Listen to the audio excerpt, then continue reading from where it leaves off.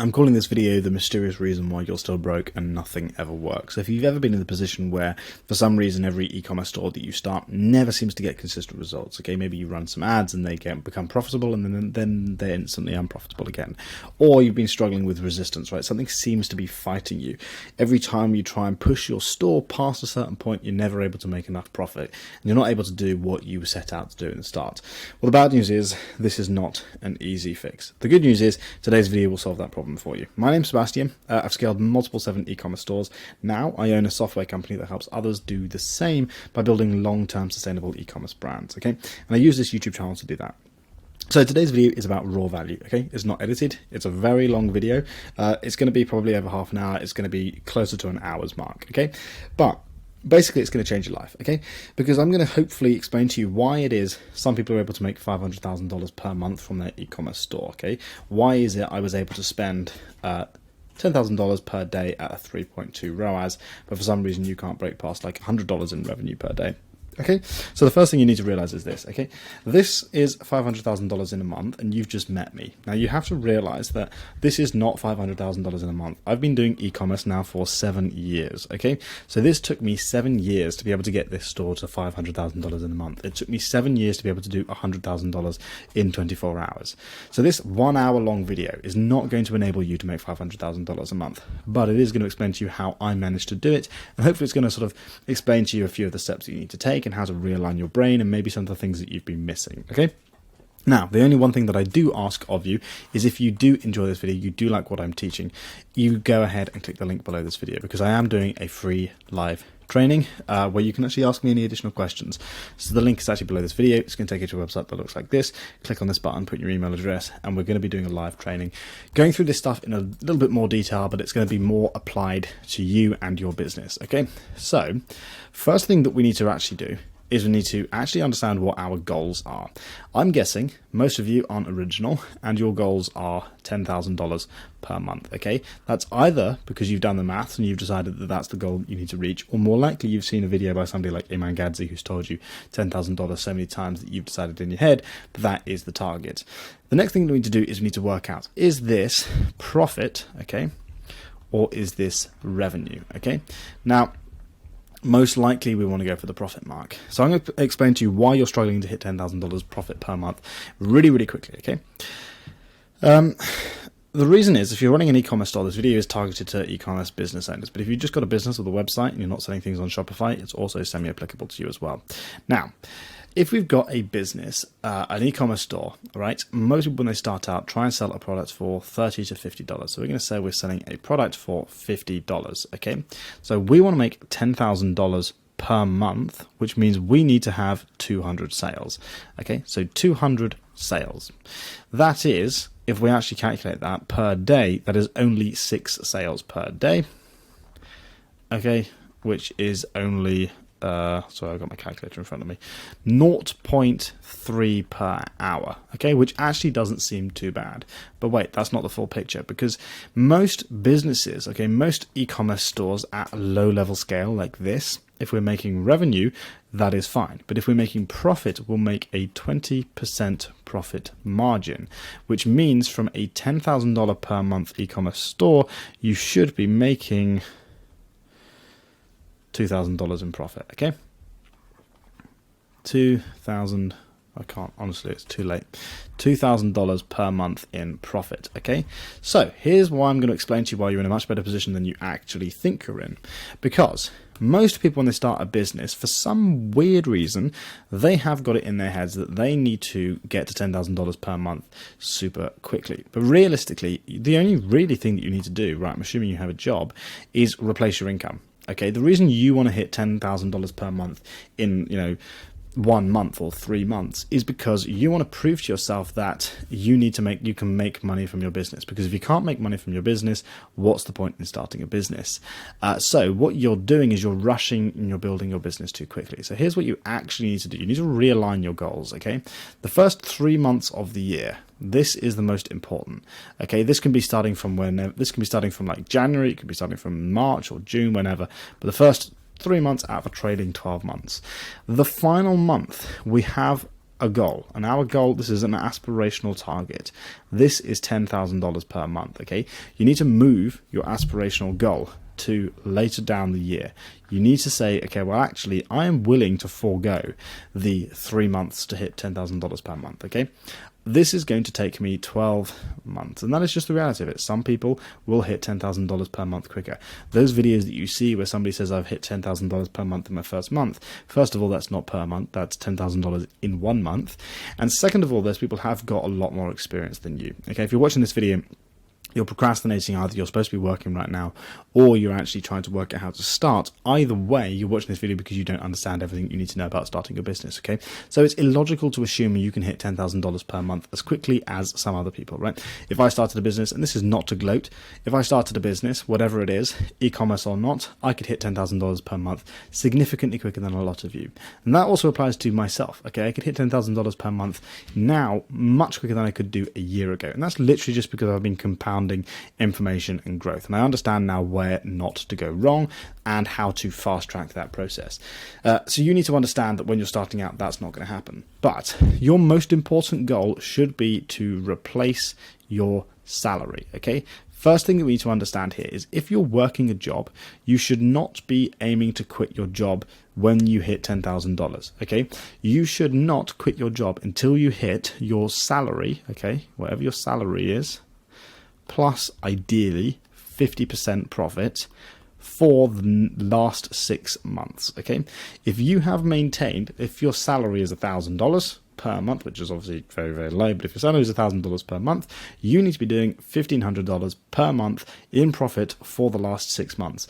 That way you have proved to yourself, no matter what happens, you can start a business that can basically replace your salary, which means you can now sustain yourself. That is essentially the real definition of this is financial, what's going on with my spelling today? Freedom, okay? Financial freedom is the ability to be able to make the amount of money that you make from your job without having to have a boss and while able to be doing things on your own terms. That's the I there, okay?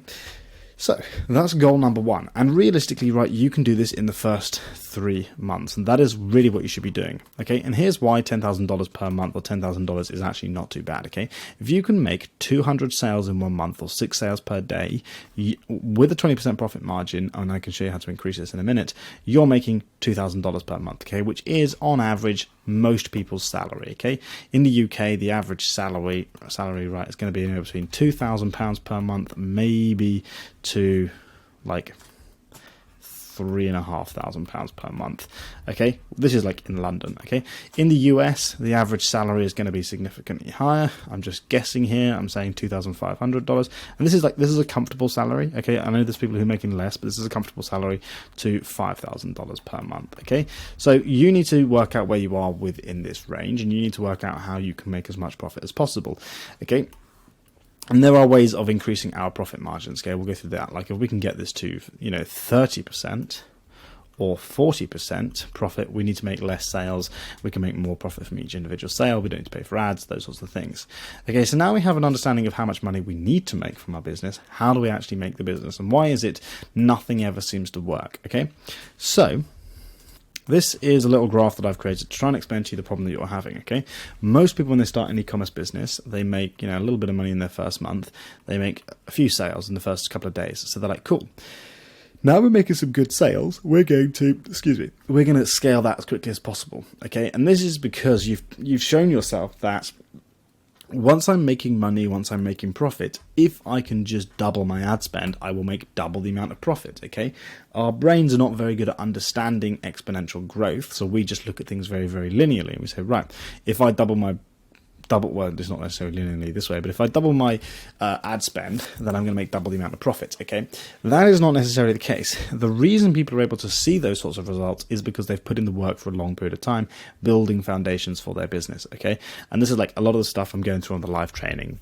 But what happens then is you increase your ad spend. As you increase your ad spend, you suddenly scale your business. You make more revenue or whatever, more profit.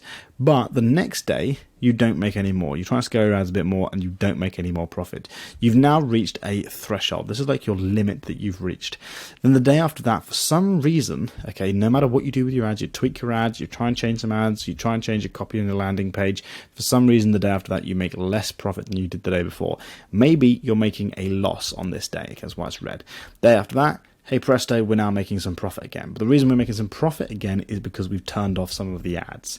Okay, the day after that, the new ad that we were running ads to, budget to, are now unprofitable. So now we're losing profit. The next day we're profitable. And you kind of go through this horrible little zigzag pattern until eventually your business as a whole starts to lose money, and you have to then shut down your business. Okay, and this happens very, very quickly between a 1 to a 14-day lifespan. Okay, and this is basically because most people try to scale their businesses before it's even ready to be scaled. Okay, sorry, I'm quite tired. So how do we get around this problem? Okay, well, it's very, very simple. There's a few things that you need to set up first in your business. Okay, I'm going to give you like a little bit of a checklist. So we're going to put this here and we're going to call this the checklist. Okay, so first things first, in your business, obviously, right, we need to have, let's just do it like this. This is the checklist. Okay, so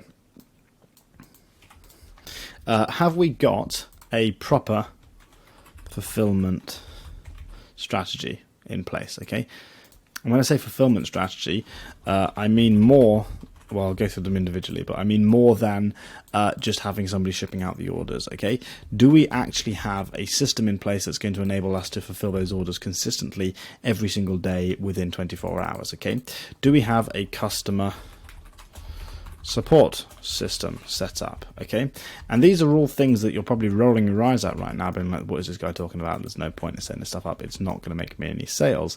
But these are things that actually sustain your business. Okay, remember, we are not seeing success at the moment, right, because we're trying to push the business too quickly. I've taken me 7 years to learn this stuff, guys, and the reality is you need to make sure you're building the foundations of your business right at the start so we can handle that scale. Okay, do we have ad creative pipeline?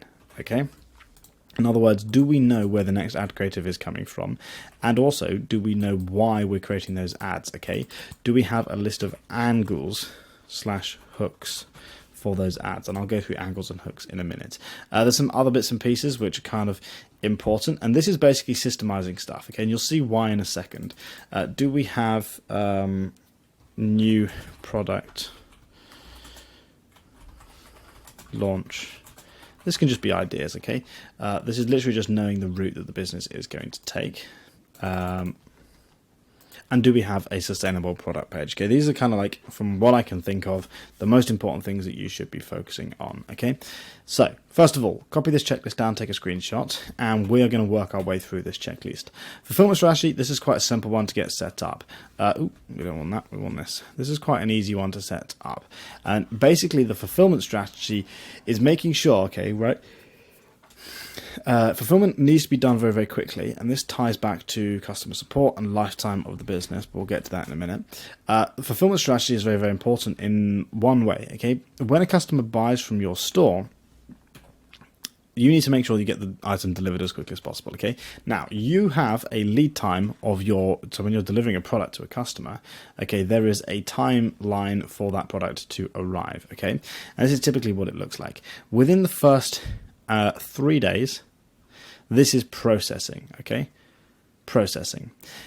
Then what we've got is maybe 25. It depends. I'm assuming that you've got. This is day 4. I'm assuming that you're doing like shipping from China. Okay, this is packaging. Packaging. Okay, and then you've got your actual shipping time, which is going to be like another. Actually, to tell you what, let's do this easier. Otherwise, it's going to become hard to remember. That's 1 day, and then this is going to be anywhere between 7 to 10 days. Okay, and this is assuming shipping from China. This is shipping.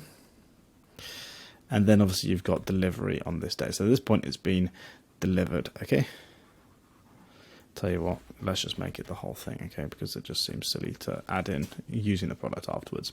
So basically, what you need to do, the one thing that you have control over, okay, is the processing time. Okay, processing time, you want to get that down to as lower than 24 hours, okay?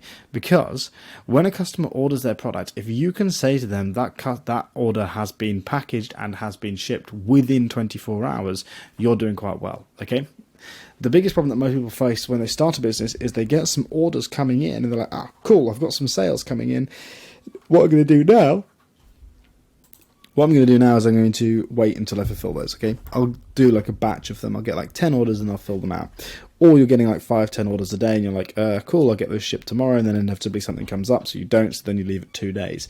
The longer you leave it, okay, the longer it becomes less of a priority down the line here, okay? Now, if you're using a fulfillment company to do your shipping for you outside of the US or the UK, and you're just basically using drop shipping systems, this packaging time is basically, they will tell you 24 to 48 hours, okay? Which isn't bad, okay, but if you've already waited 72 hours before you've given them the order to package, you've now wasted potentially a full 5 working days. Now, the shipping time, more often than not, especially if you're shipping from China, this is not necessarily, this is working days. It depends on who you talk to and how you organize it, but these ones are working days, okay? So, if somebody has told you that it's going to, if you're packaging it, it's taking 3 days, and then if you're processing it for 3 days, they're packaging it for 1 or 2 days, this already, okay, is 1 working week, okay? That customer has waited an entire week before you've even started shipping that product, and now they've got to wait another week, okay? Most people are not going to work on the weekends, but once you ship that product out, okay, once it's on a container ship, it's moving, right? If it's on an airplane, sometimes they won't fly on, they won't be shipping on Sundays, but Saturdays it will be, okay? So you've got a bit more leniency on the shipping time. So that's what I mean by fulfillment strategy. You need to make sure that as soon as an order comes in, it is being processed within 24 hours. It will be packaged and at the place for shipping within 24 hours, okay? You cannot scale to $10,000 per day until you have this sorted. Second thing, customer support system, okay? This is very, very important. You need to make sure you have this set up, because when inevitably something goes wrong in your business, right, there are teething problems at the start, and obviously when you're starting your business, you don't know what's going to go wrong, you don't have the experience to know what things happen and what things do go wrong. When you're starting your business, you need to make sure that when things do go wrong, customers have a system that they can actually contact, okay? So what do we do for customer support? This is basically what my software does, okay? But I'll kind of give you a bit of a rundown, okay? There are a few main things. More often than not, these are the 3 main problems that businesses face, okay? And these numbers are arbitrary, but they're kind of there to kind of highlight a point. So, the product's turned up broken, the product never arrived, or slow replies from the company, and these are just customer service complaints because people complain that your customer service is bad. But the way that most people deal with this, okay, is they have some sort of email system, okay? I'm going to do this in a neater way because I'm getting fed up with all these lines. They have some sort of customer service system by emails, okay? And I'm guessing if you either are starting out, you're doing this yourself, or you have a VA, a virtual assistant, doing this for you. So customers' questions go to your email, okay? That email sits in the inbox for, I'm guessing, right, 24 hours minimum. Okay, and when I say I'm guessing, this is like what happened when I was running a business, right? So 24 hours minimum. Then it's going to, your VA is going to look at that email. The VA is then going to draft a reply to that email. Sometimes, if that is a more complex problem, that customer service VA is then going to WhatsApp you or message you, okay, to try and work out whether or not that customer should get a refund or not. There's a whole process here where they're trying to actually check against a whole load of SOPs that you've got set up in your business. SOP, okay, for those of you who don't know, is standard operating procedure, okay. That's the way I describe it. These are like lists of things that you need to do, right? So for example, refunding an order, okay? Well, first of all, you need to ask the customer to send back an image of the product if it was actually broken, okay? You need to make sure you have their order number. You need to make sure that they are within Sorry, I really apologise for yawning. They are within their time frame of actually ordering, right? They've ordered it within 30 days, whatever your refund policy is. Then from there, you can go ahead and refund, okay? So you need to have these things in place. Anyway, so that's like the typical workflow. The problem with this workflow is nowhere in this is there any prioritization. Okay, and what I mean by this is really what you should do as a business, you should have a traffic light system. Okay, you should know every single time where your customers are coming from and what problems they have, okay, and how you can then solve those problems. And the reason we do this is because as we scale our business and as we get to the point, you remember that graph that I showed you that's kind of going up and down, okay, as we get like one of those down days where we're unprofitable, we need to have a very, very holistic view of what the problems are in our business, okay. So these are things like, let's just continue up the color scheme, okay, to make this easier for you to understand. We have low priority problems, okay, we have medium priority problems, and we have high priority problems. Okay, high priority problems are the ones that we should be focusing on. But if you've got 1,000 emails or 100 emails in your account, the way that the VA works, okay, is very, very stupid. Okay, the VA, you have a list of emails. 1, 2, 3, 4, 5, 6, 7, right? All of these emails in your account, your VA is basically just working their way down through them, okay? So you've got 1, 2, 3, 4, 5, 6, 7, okay? And maybe it takes them an hour to do the first 5. Okay, let's just do 5 because it makes it easier. I can't be asked with weird numbers. Okay, so it takes them an hour to do the first 5 emails. Okay, but a high priority problem is somebody who basically wants a refund immediately, or they're going to dispute, or there's somebody who's paid a lot of money for your product. Okay, so the typical process of this is they do not realize, okay, that this last one they're working on is high priority. Maybe this one's like low priority. This one here is most of your emails, right, will be low priority. This one's a medium priority, and then this one here is also a low priority. Okay, so they spend the first 3/4 of an hour or so working on low priority stuff, and that is just taking longer until they get to this point. Okay, so now that doesn't look so bad from the point of view where you only have 5 emails. Okay, you scale that up where you've got 100 emails. Let's just hang on. Well, this is just to kind of demonstrate the point a little bit clearer. The amount of time that your VA is spending on low priority emails is obviously a considerable amount of time, okay? All of these emails here that they're working on, they are spending time on when they really should have been focusing on this. Okay, so if we say, right, that this is 1 hour, and most people, right, when you're starting your e-commerce business, you're not paying a VA a full working salary. The reason you're not paying them a full working salary is because you cannot afford it, okay? So this is 5 hours. When I first started my business, I paid my VA to work, I think it was like 1.5 hours per day, because I was only getting like 10 emails or something, 20 emails per day. So I was like, I can't be asked to pay them for more than that. So let's say you're paying them for 2 hours per day or 1 hour per day. By the end of like the first day, the number of high priority emails that they have got to is 2 times high priority emails. Okay, so this is day 1, this is day 2.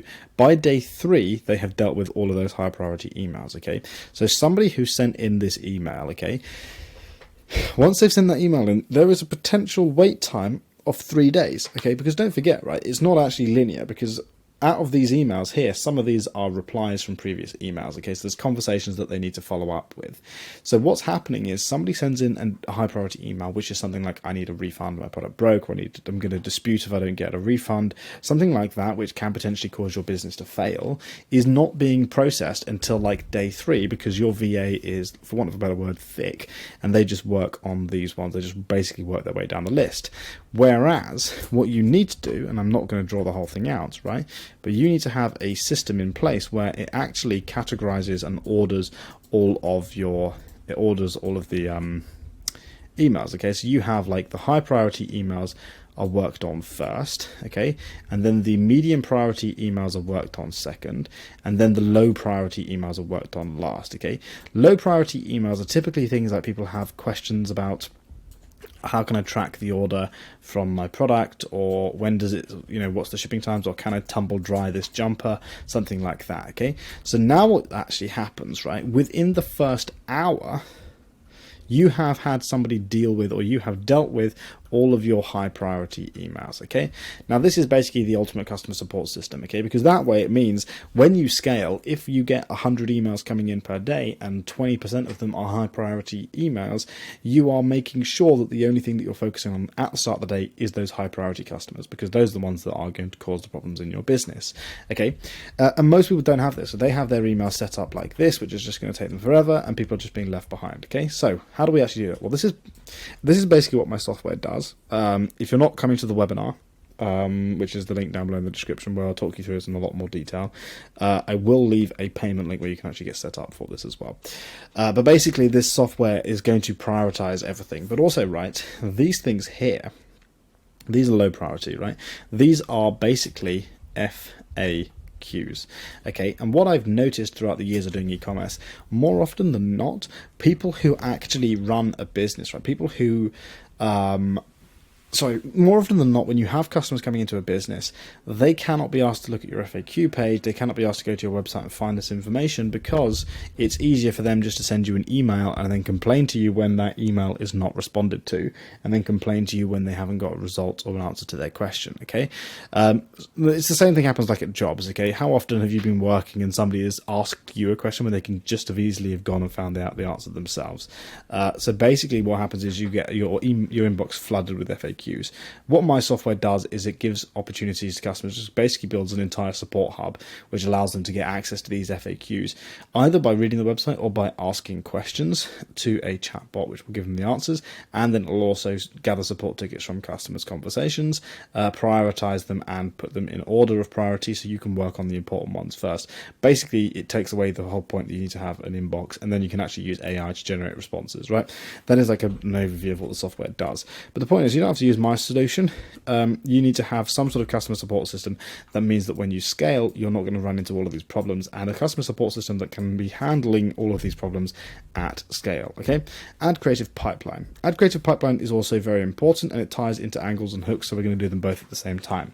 Now, what I basically mean by this is you need to understand, right, why is somebody buying your product? Okay, because if you don't understand why somebody's buying your product, you're never going to see any success. Let's move these down here. So we'll come down here and we'll do add creative stuff. Okay, so this is an overview of how, if you're running your ads, right, this is an overview of what it looks like. You will have like what I like to call them is a 1 in 10 ad. Okay, so that's 5. You have 5 ads that you're testing. Okay, and a 1 in 10 ad is a profitable ad. Okay, and a profitable ad is not an ad that's going to make you $100,000 per day. A profitable ad is something that's going to make you profitable. 1, 2, 3, 4, 5. 1, 2, 3, 4, 5. Okay, so this, for example, will be your 1 in 10 ad. Okay. And this is why you need a pipeline. Okay, this is a 1 in 10 ad, and typically a 1 in 10 ad allows you to spend make $10 to $50 per day in profit. Okay, so a 1 in 10 ad is relatively easy to get, but a 1 in 10 ad is not going to work when I spend $200-300 a day. Okay, that's going to be a 1 in 100 ad. I'm not going to draw out 100 squares because, well, I can't be asked. But the idea is basically, I didn't draw out 100. I drew out 90 because life. A 1 in 100 ad is we'll label this one green. Okay, that is going to be your 1 in 100 ad. This is just like to visualize and conceptualize how much harder it is to get a 1 in 100 ad. Most of you, right, this is the goal, a 1 in 100. Essentially this means that we can now theoretically make 100 to, and this is like what I've seen, $1,000, and this is in profit, right, per day, guys. So to get to a 1 in 100 ad, you need to test 100 ads, okay? And if you want to get 110 ads, you need to test 10 ads, which is why when you start, it's quite easy to start seeing some success, but you can't maintain that success because you're not continually testing ads. Now, here's the problem that most people do. You're probably thinking, oh, great, okay, so I just create 100 ads. Well, how do I do that? That's a lot of ads to create. And also, how do I know the ads are going to work? So there is like an iteration formula for this, and this is the way I like to do it is through angles. Okay, so we're going to run out of room here. So look at that. Go join my free training. So basically, right, here's what you want to do. List out your angles, and marketing angles like reasons why somebody would purchase your product. Okay, how do I do this? Let's draw this as a tree diagram, I think. So we've got angle 1, angle 2, and angle 3. Okay, and then what we're going to do is we have the video. Okay, and I'll explain to you how you find angles in a second. This is your video for angle 1. And then we're going to do a video for angle 2. And angle 2 we're going to make green. And we create this. So this is exactly the same video, okay? There's no difference between these at all, but you'll see why we're doing this in a second. So basically what we're trying to do here is we're trying to make a formula essentially for our content, okay? Angle 1, 2, and 3 are all different, okay? So let's say, for example, the example I always use is acne and skincare, okay? So if you've got angle 1, this could be dry skin, okay? For example, you're targeting people who have dry skin. We can take this one step further and we can push this to a product page for dry skin, okay? And that's basically, we'll get to that. Have I got this on the list? Yeah. Sustainable product pages and product launch ideas. Right, we'll get to that in a second. But anyway, going back to the ad creative. So we've got angle 1, which is dry skin. We've got this one, which is hypoallergenic. Okay. And then we've got this one for, I don't know, we'll do allergies. Or no, we'll do this one as acne. Okay. So these are 3 angles, and this is assuming obviously our product can solve each one of these problems or help each one of these problems. So rather than creating 3 different ads, okay, and this would be better if you had 5 angles and this was a multiple of 10, but I can't be asked. Okay, this would be creating a 1 in 9 ad essentially. What we do is we say, right, we have brainstormed out 3 angles, and then what we do is we brainstorm out 3 hooks, okay? And those hooks are basically different to each other. So we just swap out a different hook. So now what we're doing is we're kind of testing 2 variables at a time per angle. We're testing the angle video itself, and we're also testing the hook. Okay, so the way we do this is there's 2 KPIs that we want to look at. KPIs are key performance indicators, okay? So KPI we are looking at during this test. First one is click-through rate, and that is going to tell us how good the hook is, okay? So here's the metrics you need to know. If you have got less than or equal to, I hope some of you are taking notes because I'm putting a lot of effort into this. Less than or equal to a 1% click-through rate is bad. If you've got a click-through rate of, I don't know, we'll do, I think it's up to like, I usually say like 2%. I hate orange. Sorry, I'm just making sure everything's color-coded. Oops. And then we're going to do, it's greater than 1. Okay, so this would be your ad. Yeah, I've messed this up because I've drawn it in the wrong place.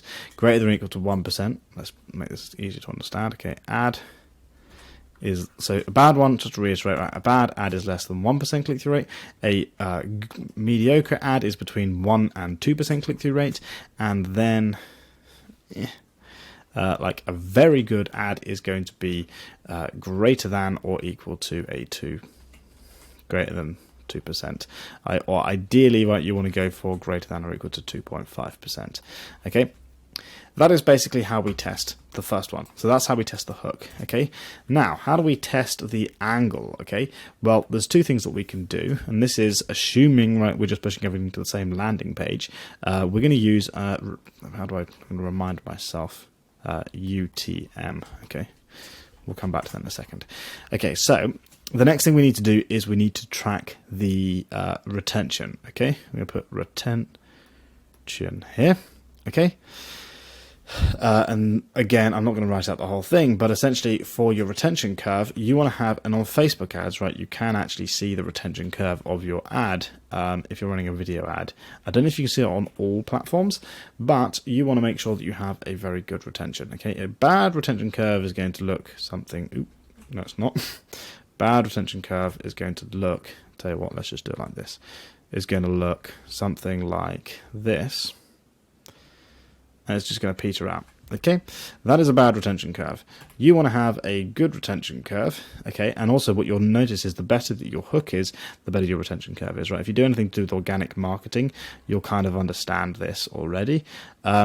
A good retention curve is something like that. Okay, and the higher this bit is, the higher we have this on our, like that, the higher that is, the better the video. Okay, and that means that more people watch longer in the video, which means we have a much more engaging angle. Okay, now that is not the first thing, okay, because we still need to make sure this translates into customers. Okay, so as an overview, once we've tested all three of these angles, we want to see which angle gets the most sales. Okay, so which one's getting the most conversions on our store. I'm just going to draw some lines on these because my OCD.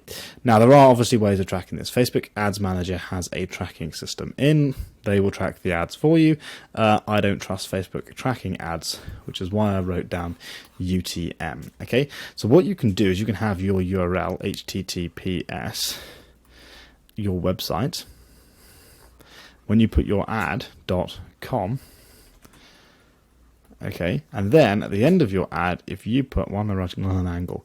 That percentage, is it percentage question equals or question / question should be fine, right?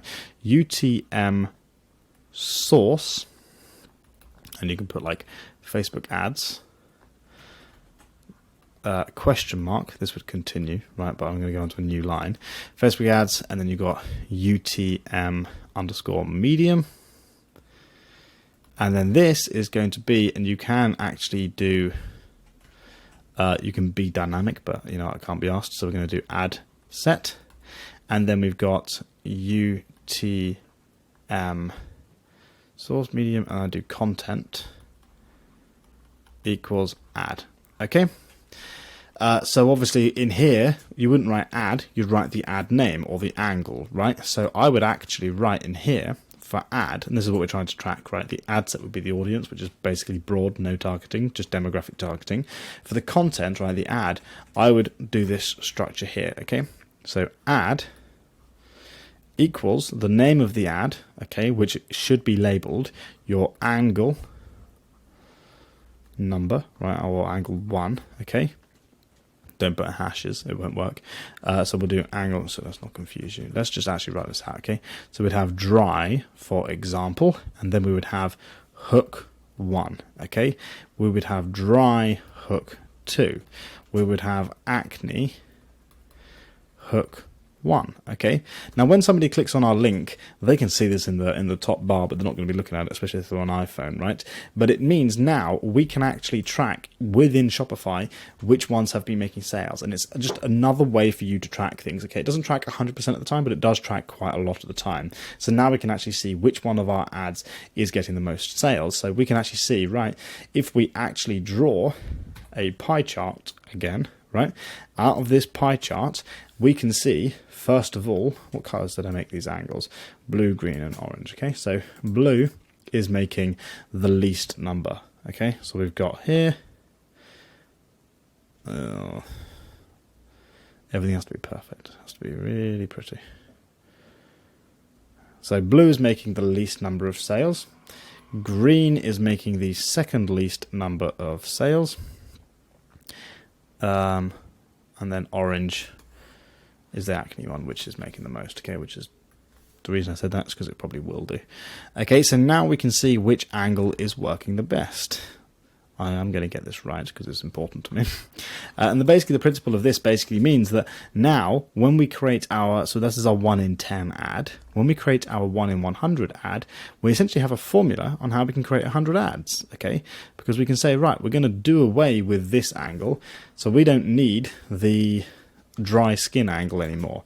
The dry skin angle for us is bad, okay? This does not convert. Okay, and you need to look at not only the number of sales, but the cost per purchase and the conversion rates. But just for overview, we're going to look at the number of sales. Okay, so the blue doesn't convert. So now, okay, when we are testing our 1 in 100 ad, what we're going to do, let me just recolor code this, so this is easy to remember. Maybe, right, all of these ones here are going to be the green angle, okay? All of these ones here are going to be the acne angle, and then we are also going to be testing, I don't know, a new angle, okay? And the reason we're going to do this is because we obviously want to make sure that we are continuously testing new angles. Now, how do we know what this new angle is? Well, out of this test here, okay, this one's going to be green, okay? And each one of them, so going down, this is the angle. Going across is going to be the hook. Okay, so hook 1, hook 2, hook 3, hook 4, angle 1, angle 2, angle 3, angle 4, angle 5. Okay, so this is the other angle. This is angle 3, and I've changed the order of these, but you get the idea.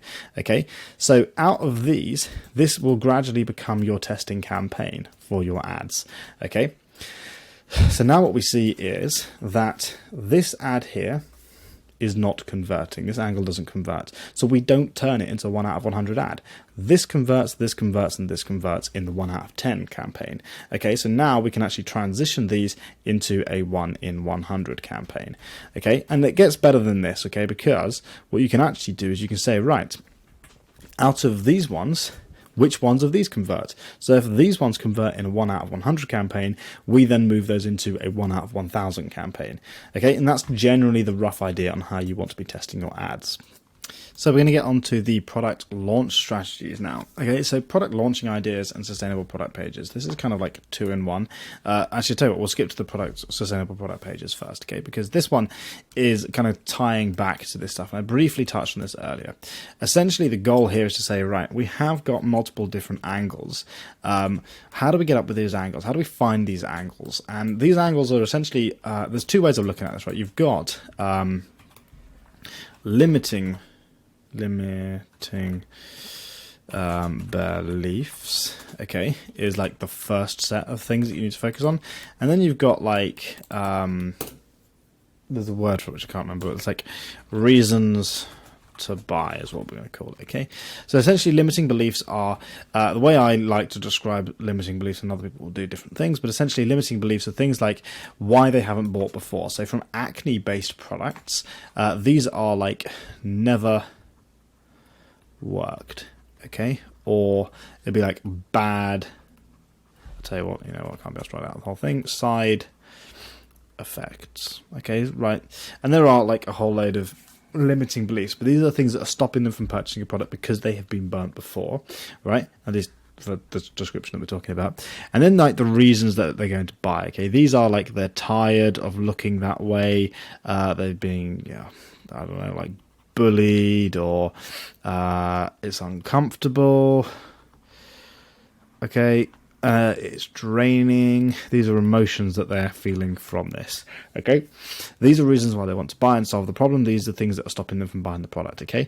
So you want to spend like a good day, okay, a whole day or even half a day researching this stuff. How do we find what these limiting beliefs are? Okay, there's a really cool platform, and if you go onto it, you can actually watch what people are talking about, and you can actually see what conversations they're having about the product. Okay, that platform's called TikTok. Yay! Okay, if you go into TikTok, what you can do in the little search bar at the top, you want to write in that.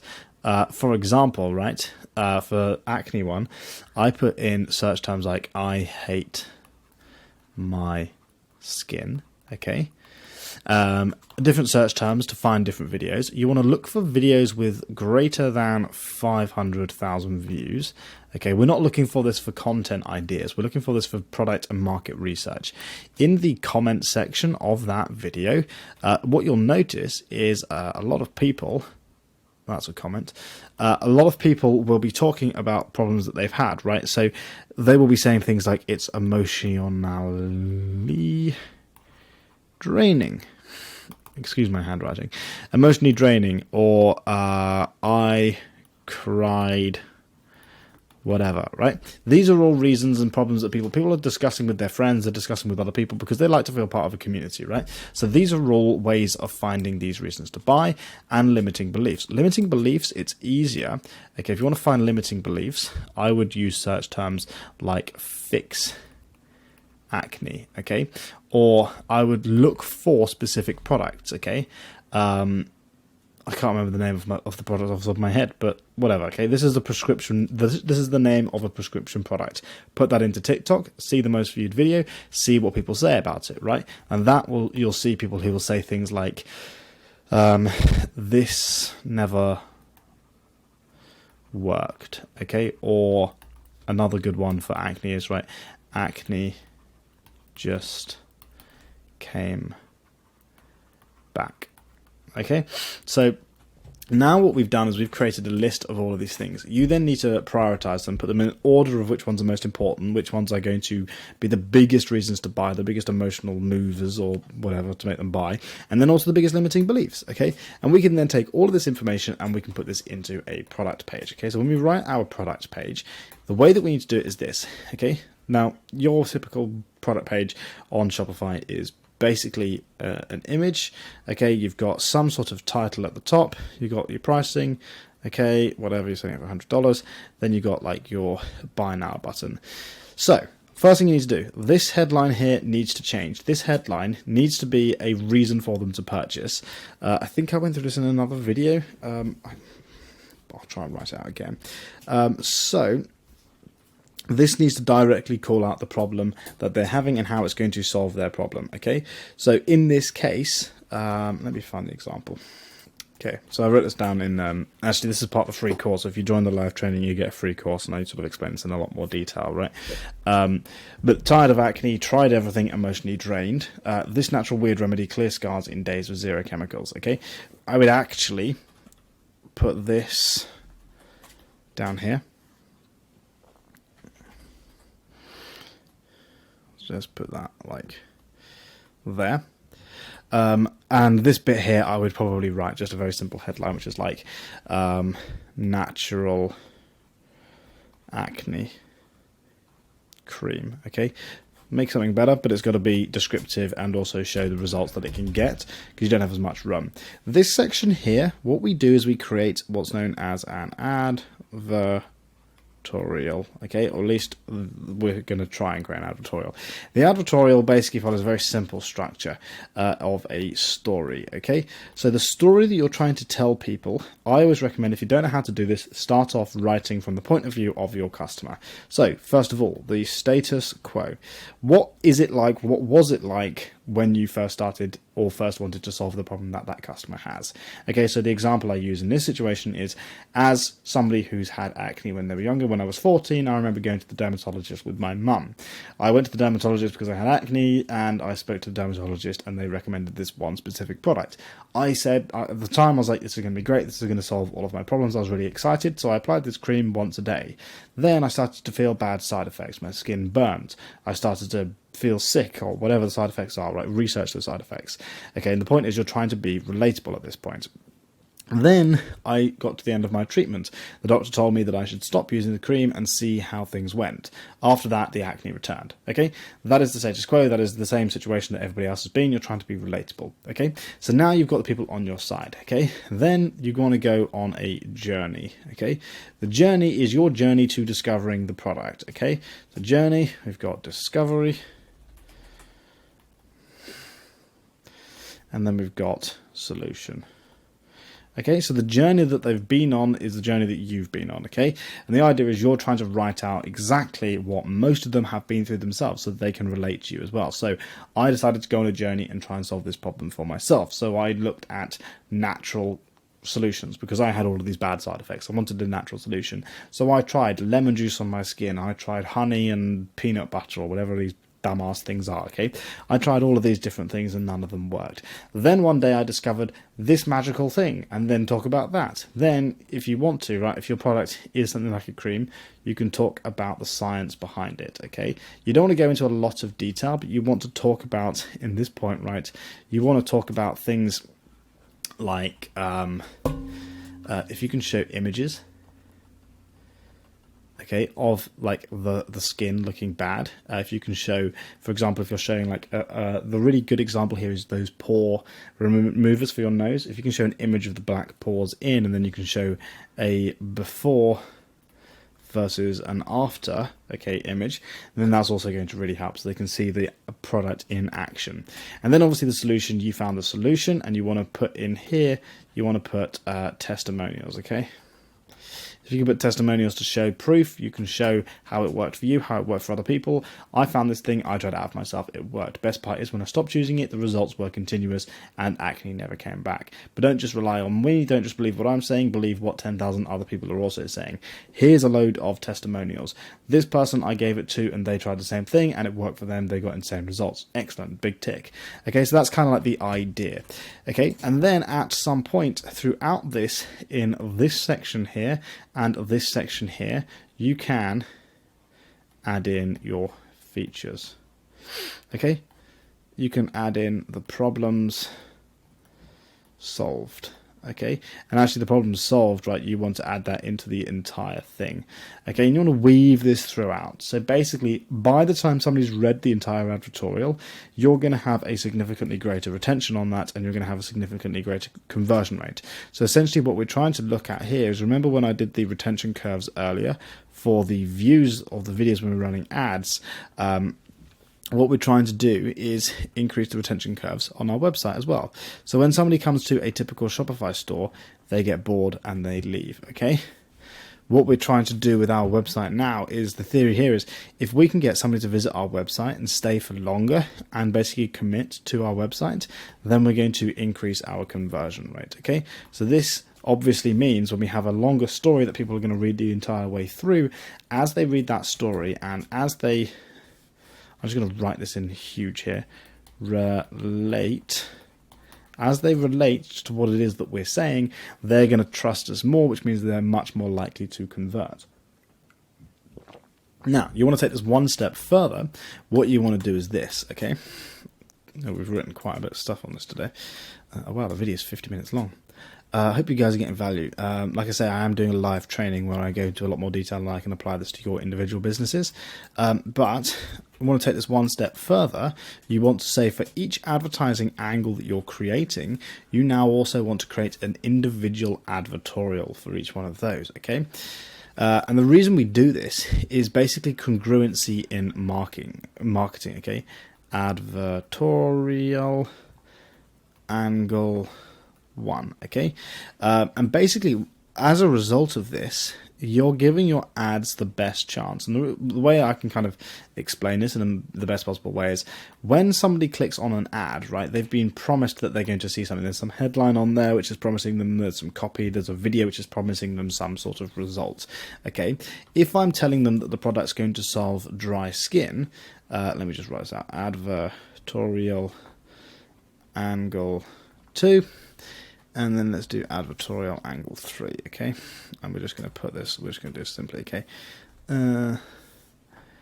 Add angle 3. If angle 3 is the main website, this is the first advertorial that we've written, and we then run ads and we push our angle 1 to that website, okay? As we do this, somebody who comes to the website is going to be confused, okay, because they've been told that the products can help with dry skin, but everything on the website is basically saying, well, actually, it's really good for acne, okay? You don't want to have that, okay, because this is going to decrease the conversion rates. What you're hoping there is that a certain percentage of the people who actually come through here are actually going to be people who have acne, okay? So, for example, most of the people that come through here will actually have problems with dry skin, okay, because that is who you've been targeting, that is who Facebook's been pushing your ads to, and that is those people who've clicked. So only these people, right, who actually are within both levels, who actually have sort of is like, I thought this was blue, only the people who have dry skin and also got acne are going to convert, okay? Because why would somebody buy an acne solving product if they've got dry skin? It doesn't make sense, okay? So you want to step this up one level. It's very, very simple. You just want to create You basically just want to create a landing page for each different product. Now, if you're doing a 1 in 100 ad test, that's kind of like the only point where you would be doing that. If you're doing anything more, then there's really no point. So anything less, there's really no point. Okay. So the idea here is eventually you'll have a list of different angles you're going to test. This is why you don't want to have, be testing millions of angles randomly without actually realizing, because you're going to end up having to create hundreds of different landing pages, okay? But that's the ultimate goal. You want to have a landing page for one angle. And this is kind of like, this is at the point, okay? And just so you guys remember, when we come back to where we were right at the start, okay? $500,000 per month. This is not possible unless you've done all of this stuff and also you've done it consistently, okay? So I got $100,000 per day because I knew that I had different angles that were working, different ads that were working for each one of those angles, and different hooks that I could swap out and test. I knew all of those ads that were working. And then what happens is you have hundreds of ads that you've been testing. You've got like 20 ads that are actually converting and getting good results. Each one is going to a proper landing page that is designed to convert traffic from that specific ad, and then you just whack up the budget. And that is basically how you can have a very, very profitable, very, very scalable brand, okay? So that is how we build sustainable product pages, okay? And then we want to make sure we have product launch ideas, okay? So let me just get a diagram for this. We've done all of this stuff about building a landing page and getting customers, doing customer support, right? Customer support is one of the biggest things. Now, we want to make sure that we're building brand loyalty, okay? And by building brand loyalty, we can increase our return customer rate. The only way to build brand loyalty is to give your customers a good service, okay? So what most people make a mistake of when they first start building their e-commerce business is they basically just whack up some ads and they start bringing in and making sales before they actually build out the proper foundations for their business, okay? So when somebody comes through, maybe you've got like 500 customers, but none of those customers are ever going to buy from you again because you've given them a really bad service. So this is the workflow that I've created that basically enables for a high lifetime value. Now, at certain steps within this flow, we can have different upsells. Okay, an upsell is the opportunity to basically give a customer the chance of buying another product before or after they have bought. Okay, so this is an in-cart upsell, this is a post-purchase upsell. This isn't necessarily lifetime value, this is going to increase our AOV, which is our average order value. Okay, if we can get each customer to give us an extra $10, $20 per order, we're going to make a lot more profit. Okay, and basically what we're trying to do here is we're trying to say, out of the amount of revenue that we get from our store, okay, this is the revenue that we get from our product. We want to make sure that actually only the smaller the proportion. Trust me, this is going to, I'm doing this because it makes it easier to understand. Okay, at the moment, right, this much of your product is cost. Oops. This much of your product is cost, and then the rest of it is profit. Okay, and you can break your cost and profit into multiple categories. But basically, the cost is going to be your advertising cost, your product cost, your shipping cost, your fulfillment cost, you've got your employee cost and all of that stuff. Okay, but the really cool thing is, and I've not left myself enough room, this is obviously the revenue from each order. This is the average order value. If we can increase the average order value from our customers, but we keep our costs the same, and this also gives the lifetime value. Why is this so difficult to do? Then we are going to make more profit from our customers. Okay, so now, right, we're making a 50% roughly profit margin rather than like a 20% profit margin. That is generally the idea of average order value. Okay, now average order value is really, really key because these upsells and cross sells, right, these are ways of increasing the amount somebody pays you without actually increasing the amount you pay to get that purchase, because that customer has already purchased, right? So a post-purchase upsell, you've already got that customer purchased. Now all you need to do is say, look, you've bought this product, why don't you get this product, right? You've bought this tablet which allows you to write on, why don't you get this pen which allows you to write with it? Okay, those sorts of things, right? You've got this microphone, why don't you get the microphone arm as well for 50% off? Those are kind of the ideas that you're trying to sell afterwards. Okay, now that's going to help you in the short term. In the long term, we want to make sure that customers keep coming back. Okay, I like to draw this as like a wiggly line graph is what I'm calling them.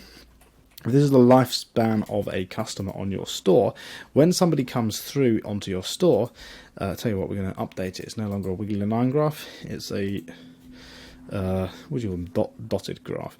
As somebody comes to your store, and this, by the way, if you're curious, is going to be the amount of revenue, and this down here is time. Okay, when somebody comes to your store, the amount of revenue that they spend right at the start is going to be $50, right? Then over time, they're going to come back and they're going to buy again. Whoa, we don't want that. But they're going to buy a small product, okay? Because they're going to test the waters, or you've done a little upsell or cross-sell because you've got other products in your your inventory.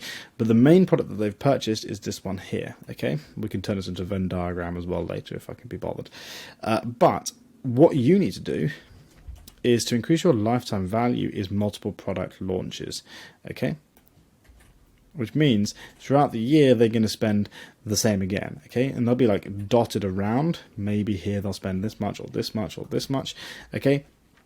But basically what this means is as a customer comes into your store and they become a customer for your business, you are basically guaranteeing that there's going to be multiple opportunities. I'll get rid of that one, right? For them to purchase from your store.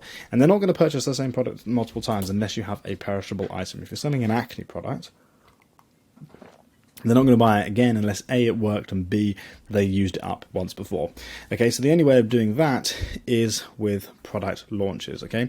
So this would be product 1, this would be product 2, this would be product 3, okay? And you can do something very, very simple, okay? If you apply this to the fashion niche, and you have a bag, for example, if this is the bag, you have the first bag which is in blue, okay, and then you do another bag, okay, and surprise, surprise, the new bag that's just come out is actually in green, right, but it's got some unique thing on it, right, and that unique thing has got, I don't know, some new badge on it, okay, so then they're going to go ahead and they're going to buy number 2, okay, so this is going to be product 1, that's this one, okay, and then you've got product 2, which is this one. I'm not going to bother doing product 3, okay, but you can very, very simply create iterations on your products throughout the year, okay, and you can do this like Q1, Q2, Q3, okay, so you have time to do this, right? This is a 3-month time span between each individual purchase, okay. In this period here, I have now got 3 months to develop a new product, okay, and like you kind of want to be doing this as simply as possible when you're starting your business, but as you're building a brand, you can do this much more. You can do like a lot more to this. So how do we make sure somebody comes back and buys multiple times? Okay, well, first of all, the given is the product has to work. It has to be a good product. Okay, that's quite easy to do. If you're advertising the correct products, if you're advertising a product that works, people buy whatever, they're going to come back. They're going to want to buy from you again. But the only reason they're going to want to buy from you again is if you have given them a good quality of service. So there are 2 ways of doing this. First way, order confirmation, order fulfillment, and shipping. During this time here, this is the most important time, okay? This is like where alarm bells are going off for new customers, okay? Did I order? Right? Shipping times, okay? If I'm getting it as a gift, is that order going to arrive in time? Okay, they want to find out those shipping times. Okay, tracking information. Tracking page. Where can I track my order? Okay, you've sent them the tracking number, but have you sent them the tracking information? More often than not, these frequently are, and again, this is what my software does. My software automates all of this stuff. But we want to make it as easy as possible for somebody to be able to get the information, right?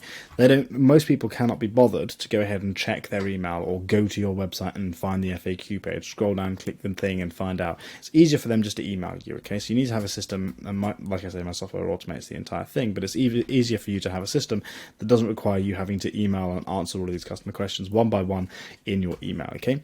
So that's the most important thing, because when all of these things are happening, right, if you can answer all of these questions, they're going to be happy. If you can't answer all of these questions, or if you take too long to answer all of these questions, red flags are going off, okay? These are all things that are telling the customer there's no point in buying from this brand again because they are a shitty brand. Remember, right, they're used to buying from people like Amazon, So that's the first thing. Can you organize all of this stuff? Then you've got like the more important stuff. Okay, quality check and customer satisfaction survey. This is you can do this in multiple ways. The easiest way of doing this is just saying, look, somebody's ordered a product. Once they've ordered the product, can we just say leave us a review or ask them how things going? Okay, or when somebody emails in, we need to check if the customer's satisfied. Okay, how many people are emailing in saying I have a problem or emailing customer support? Right? If they're not satisfied, you have to go through a whole problem resolution system. Okay, this stuff here is essentially the biggest bottleneck in most businesses. Okay, most businesses have some basic system where they basically have some email management tool that is, email. Okay, right, and as you grow, you add more arms to that email. These arms are going to be your customer support reps. Okay, so you've got customer support rep 1, customer support rep 2, customer support rep 3. I don't know how much money you guys are making in your e-commerce stores.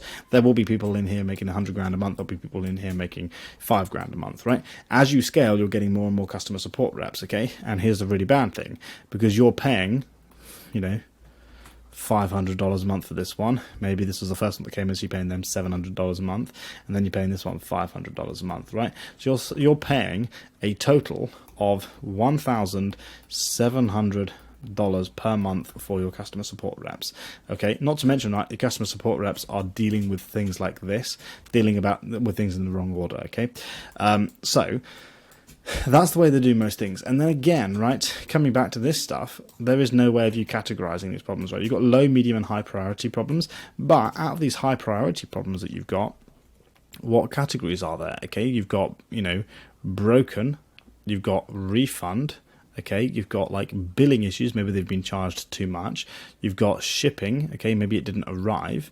Okay, if I know how many high priority tickets I'm getting, and if I know what percentage of those tickets are because of broken orders or refunded products or billing issues or shipping issues, I know where to focus on my time to actually fix those problems. Okay, so there's no way in traditional systems to actually organize this stuff unless you're using some like really, really expensive tool.